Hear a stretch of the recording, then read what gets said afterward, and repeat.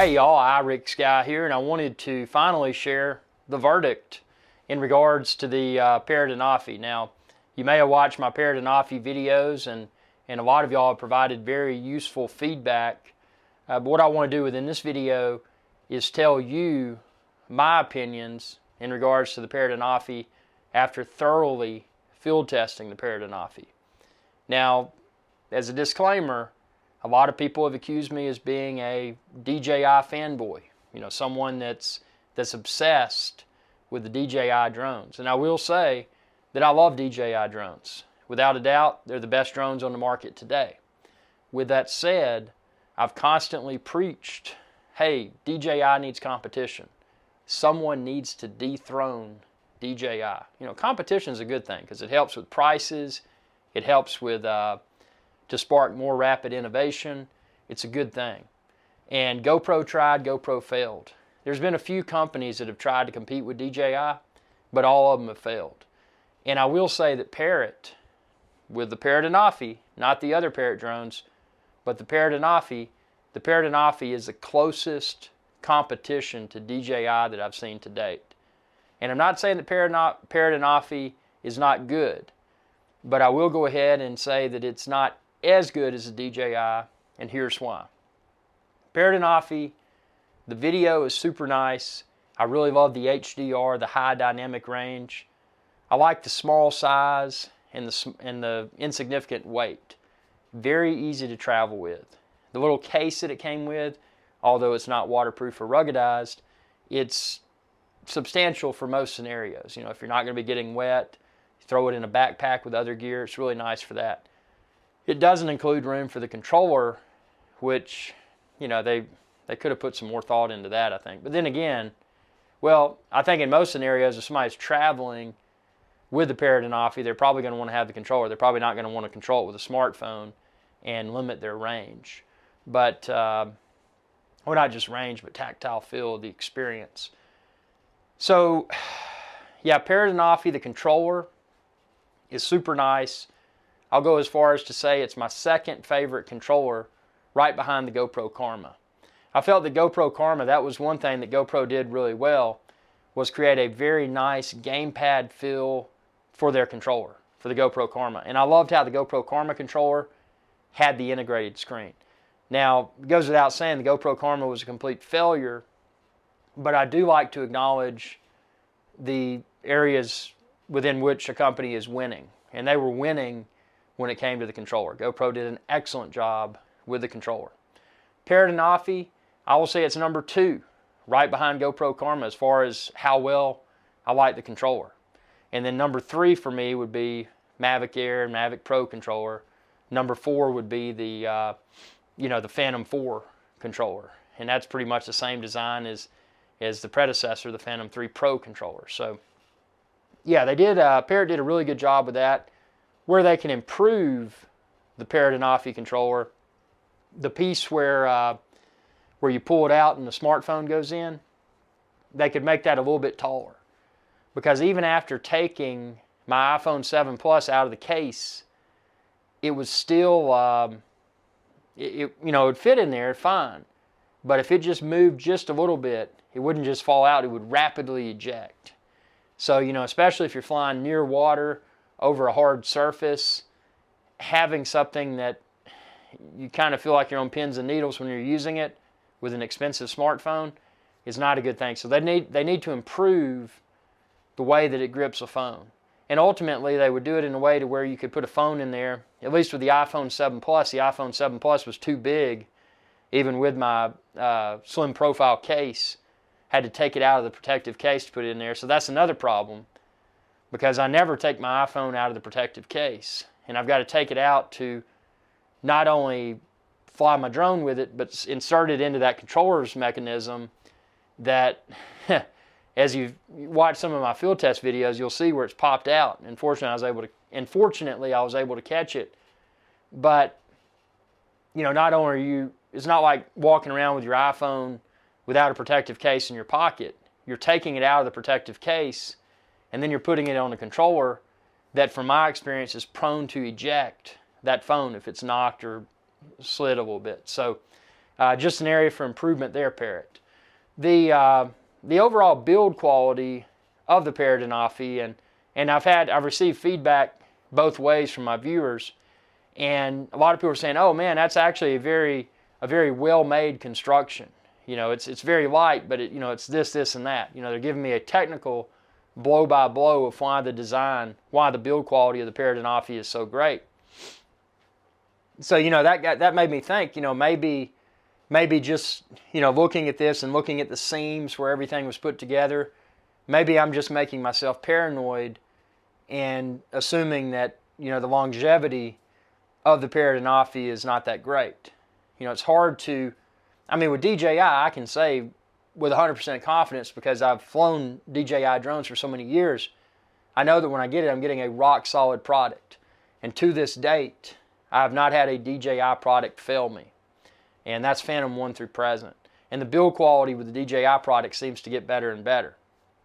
Now, with the, again, back to the Parrot ANAFI build quality, the fact that it feels kind of really flimsy and lightweight, if it really is able to survive the long haul, repeat use out in the field, throwing it on your camera bag and filming on a daily basis, if it's able to take the wear and tear like any other piece of photo or video equipment probably will, then that's a good thing, because smaller and more lightweight is a positive. I'm not bashing the build quality, but it's hard, coming from Mavic Air, it's hard to pick up the Parrot ANAFI and say that it doesn't feel cheap. So that segues me to the next piece, the propellers on the Parrot ANAFI. Right out of the box, that's the first thing I noticed. They're almost paper thin. They're not paper thin, but they look like, very, very thin propellers. So that was a reason for concern. Even if they seem to be so thin, that my assumption is that if they hit a large insect, that they may become damaged. And the other thing about the propellers, unlike the current model DJI drones, where you've got the quick disconnect for the propellers, you just kind of push and twist, the Parrot ANAFI has a little screw in the middle. So the fact that you have to screw it off and screw it on is not necessarily a problem. The problem is that that's another piece that someone may forget to take to the field with them. So if you're out in the field and let's say you're traveling, you're in an exotic location, and you've got one chance to get that video, and then you realize that you left your little proprietary, I shouldn't say proprietary, but it's not a Phillips head or a flathead, it's a special kind of tip. You left your screwdriver at your studio, your home, or your office, or whatever, and you don't have a way to change the propeller. That could be that could really dampen the mood for someone that's serious about filming drone videos. So again, that's an area for improvement, where they can, where they can attach, an ANAFI 2.0, have it to where you have a quick disconnect propeller, similar to the other drones. One thing I will say about the propellers, and for me, this isn't a big deal, but a lot of people had commented about how noisy the DJI Mavic Air and how noisy the Phantom is and how noisy the Mavic Pro is and how quiet the Parrot ANAFI is. And I will vouch for that. The ANAFI, you can hear it. It's got a buzz to it. But the thing that's so cool about the ANAFI is that the volume of that buzz is nowhere near as loud as, and I shouldn't call the other drones loud, but the volume of the sound when the propellers are spinning is nowhere close to Mavic Air, Mavic Pro, or Phantom. So it is a lot quieter. And you'll also notice, especially when it's more than a few feet away from you, you can hardly hear it. So, if you don't want to draw as much attention, and again, I'm not doing anything covert, but if I'm just out as a hobbyist having a good time with a drone, like most all of my viewers probably are trying to do as well, you've probably run into those one or two people that are jerks, and they're like, "Man, what are you spying on me for, dude? Man, what's that thing? Is that drone weaponized, man? Why are you flying that around? What are you trying to do? What are you trying to capture, man?" Those people, the idiots. They don't understand that flying drones is a safe and responsible hobby that people can enjoy. So the fact that something does have the build quality, that makes it kind of look like a toy. Again, it's not a toy, it's an aircraft. But the build quality that to the untrained eye, someone would say, oh man, that's a toy. And the sound, it's nothing too loud. Oh, that's just a little toy. That's a little toy helicopter. Somebody that doesn't really know. That's an advantage that the propellers and the build quality bring to the table. Now let me segue into the next piece, and that's the battery. I've been preaching USB rechargeable batteries for a long time. DJI, like Apple, they like to lock everything down. They want to say, you know what, we own the hardware, we own all the accessories for the hardware. If you're going to recharge your device, you've got to get our cables, blah, blah, blah. And that's what DJI's done. Mavic Air, you get the charging hub. It can charge up to 4 batteries, but it doesn't charge them simultaneously. That's a common misconception. It'll charge one battery and then move on to the next battery. So, that's something to be aware of. The Mavic Air batteries, I find the battery life to be perfectly acceptable. But I will say the Parrot ANAFI, and on paper, I think you can check the link within this video's description to find the Parrot ANAFI and accessories, but I think that on paper they may quote around 25 minutes. Real world flying experience, I was getting well over 20 minutes. And actually leads me into the next pain point, is that when I went over 20 minutes, my 4K video stopped recording because of an issue that I had with my Parrot. So my Parrot, regardless of, and again, everybody said, man, have you tried this video card? Check the owner's manual, this page here, check these cards. I've tried multiple micro SD memory cards. I formatted them, tried to format them through the Parrot ANAFI app. It failed. I formatted them through Mac. It formatted fine. Formatted through Windows. It formatted fine. I used FAT32. So the problem is that even when I formatted them with a Mac or a Windows computer, once I inserted them into the Parrot ANAFI, they would not, the card wouldn't work. So the card was unable to be used with the Parrot ANAFI, which left me with one card that I could use, and that was a 16 gig card that my Parrot ANAFI came with. And again, that's nowhere close to optimal, because the battery on the Parrot ANAFI would outlast the 4K recording capacity of the 16 gig card. So, I was getting past the 20-minute mark, boom, my video stops recording because I've run out of card space. That is a major pain point, which leads me to the next pain point when you put the micro SD card in there. Now, in most scenarios, somebody's going to get a large, if they can find one that's compatible. Someone's going to get a large micro SD card, stick it in there, and leave it in there. Because you can download the videos and the photos by plugging in a USB-C cable and connecting it to your computer. Likewise, you could transfer to your mobile device wirelessly. But yeah, that was frustrating. But for someone that did have that larger card, that did happen to work, in theory they could just leave it in there and not have to fumble, because the little piece under the battery that you insert the micro SD card into, it's very, very fragile feeling.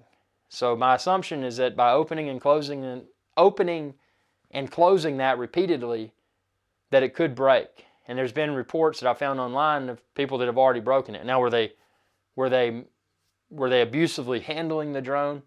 I don't know. I don't know these people. Did it actually happen? I don't know. I don't know these people. Maybe they're just trying to spread bad buzz. I don't know. But that's another concern that I have. The camera itself, I like how the drone folds, and it's somewhat well protected during transport. So that's a nice thing. You don't have to fumble with the gimbal guard like you have with Mavic Air, which that's not a problem. It goes on and off easily. The fold and unfold of the ANAFI is a lot more intuitive than the Mavic Air. I mean, obviously after you've unfolded and folded the Mavic Air a few times, you know the proper sequence. But with the ANAFI, you could do the front first or the rear first. It doesn't matter. With Mavic Air, whether you were unfolding or folding, dictated which sequence you had to follow. not challenging, but just an initial pain point for someone that's, you know, just getting started with the Mavic Air. So the ANAFI, from an ease, simplicity of folding and unfolding, it wins. So let's see what else. I'm trying to think of other things before we go and talk about the camera. Oh yeah. So the app. I really like the Parrot ANAFI app, Free Flight 6. Looks very clean. I'll say it even looks cleaner than DJI's app, the DJI Go app. Problems. And again, I fly line of sight to be safe and responsible, but there were multiple occasions where I was flying line of sight and my app completely lost sync. So it wasn't like it was delayed by a few seconds. I mean, it was, you know, at times 30, 40 seconds. Some other times it would never even sync back up. I could still see the app, but it's like it just, you know, lost everything. Major problem. But again, since I fly line of sight to be safe and responsible, it was easy. All I had to do is, since I was maintaining visual line of sight with the drone, is use the controller and I was able to land it. But I didn't have any of the first-person view, the FPV view within the app because of that problem. So that was frustrating. Paid in-app purchases. And if my memory is correct, it was Follow Me and Waypoint Flight. I'm not going to pay to unlock that. You know, and if Parrot wants to compete with DJI, they need to eliminate these silly things like in-app purchases. I mean, no. It's just stupid. We don't want to have to pay for more after we've already paid that much for a drone. So that was another pain point. The camera, very good quality. However, despite having what I feel is the best HDR, high dynamic range, on a drone, and the overall video quality and stability was great. You know, I was afraid that because if you're not familiar with Parrot ANAFI, it's not a true 100% gimbal stabilized solution. It does use some software stabilization. But what I found is that by using that software stabilization, it would be hard for the casual eye to be able to differentiate something that was filmed with that type of gimbal system versus the DJI gimbal system. So, you know, that was a non-issue. What was an issue is that I would see, and this is where I really got upset. Filming the sun and that sort of stuff, you know, when you've got sun flares and all that, it did a really poor job of challenging light. Also, the video in a lot of lighting conditions looked very soft. With Mavic Air, DJI Mavic Air, for example, I was able to get consistently rock-solid video results. But again, the HDR, the high dynamic range, I felt was a lot better on the Parrot ANAFI. So, you know, there's always a little trade-off there. Let's see. I like the little rubberized feet on the ANAFI for landing and stuff. It felt like it was fine. I mean, I didn't feel like the body of the ANAFI was going to be damaged during a, you know, gentle takeoff or landing. Let's see, what else? All in all, it was, you know, a good experience. And the things that I've just said should be items for a company like Parrot, if they care to compete with DJI, should be items that should be easy to address before they release an upcoming ANAFI version. I think they've got the right formula. They've got the right size. You know, this is a portable drone. Oh, the batteries. So the batteries with the ANAFI are USB-C rechargeable. The problem, though, is that the time that it takes, even with more rapid charging USB chargers, takes a while. But if someone was in the field for, let's say, multiple days, and they had 3 or 4 batteries, you know, in theory, they could just be charging the other ones while they're flying the others. So it's not that big of a deal. I think the USB-C recharging, despite that it's slower than a than like a DJI Mavic Air charger, I think it's still an advantage because you do have the flexibility of recharging in the field by way of a USB battery bank, a USB solar panel, etc. So it's still a win, but it is worth mentioning that it's somewhat slow, you know, when you're waiting for that battery to recharge. But keep in mind that if you have multiple batteries, multiple USB cables, and multiple USB ports, in theory, you could charge multiple batteries concurrently versus series like Mavic Air, where it charges one and then starts to charge the next battery after the previous battery is fully charged. So I still like USB charging, and I hope to see USB-C recharging on the next DJI drone.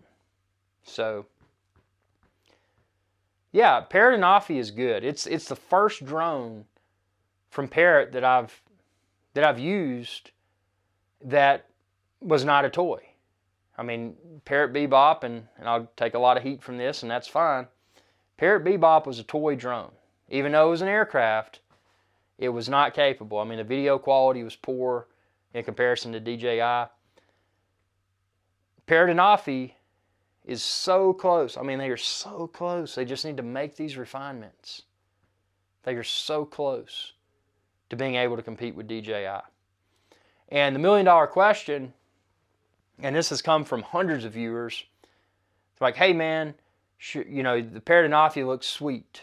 Should I buy Parrot ANAFI or buy Mavic Air? My recommendation today being July I think it's the 16th of 2018, my recommendation today is Mavic Air. It's a proven and reliable drone. It's built like a tank.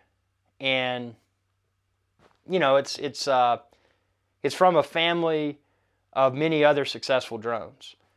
Parrot ANAFI, I love it. It's great. But I think for the price, I would personally feel more comfortable going with Mavic Air, because the Parrot ANAFI is the first of its kind. I mean, Parrot has just now shifted into that type of drone. I mean, they had toys, and then they had the Parrot Bebop, which wasn't a toy, but still toy-like results. And this is their first potentially prosumer drone. So without it being out for a while, it's hard for me to recommend Parrot ANAFI over Mavic Air. So Mavic Air is still my #1 drone, but I will say Parrot ANAFI is a very, extremely close second. So I hope that Parrot can improve upon Parrot ANAFI and release a Parrot ANAFI 2.0 that will hopefully outperform DJI. Competition is a good thing. Call me a DJI fanboy. I'm not a DJI fanboy. I'm just a fan of the best-in-class drones, which at this point in time happen to be all made by DJI. But Parrot has a formula for future success. So keep on trucking, guys, and bring us a Parrot ANAFI 2.0. Thanks for watching, and be sure to subscribe. YouTube.com/iRix Guide. Check the link within this video's description. You can find the Parrot ANAFI, the Mavic Air, and a whole lot more. Y'all have a good day. Hey y'all, iRix Guy here. If you enjoyed this video, please be sure to subscribe, like, and share. It's viewers like you that enable my channel to continue to grow. Thank you.